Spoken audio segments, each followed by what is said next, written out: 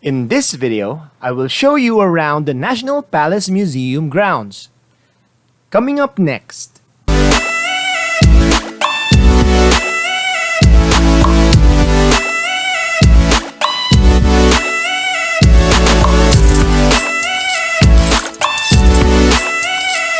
You are watching Technica Media and my name is Chet. I'm from Manila, Philippines, and I love to explore the city and make videos about them. I have recently traveled to Taipei and made a few videos on the places that I have visited. Join me as I explore the city of Taipei. Today, I'll be showing you around National Palace Museum. To get to the National Palace Museum, you can take the MRT Red Line and get off at the Shilin station. From there, you can take the bus. For me, I took the red double-deck sightseeing bus. If you want to watch my video about the Taipei Sightseeing Bus, please click on the link above.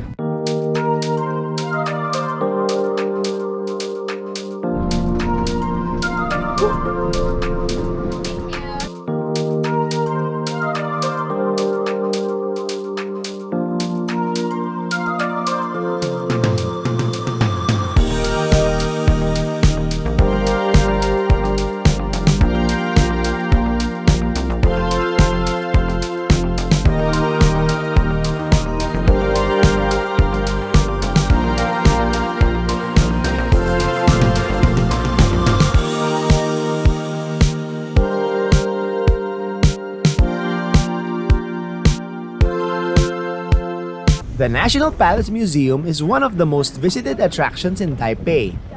The museum has nearly 700,000 pieces of ancient Chinese imperial artifacts and artworks in their permanent collections, the largest of its kind.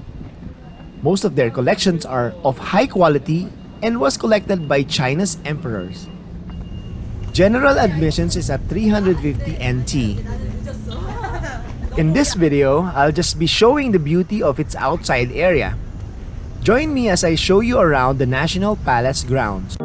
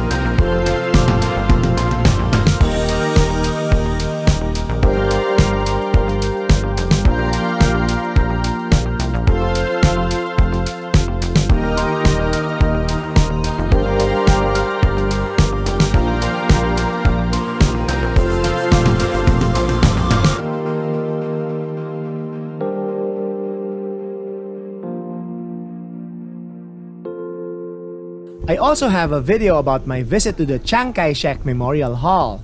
If you want to watch that video, please click on the link above.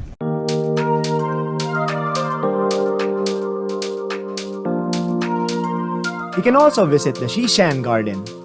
It's just next door. From the exit, turn left.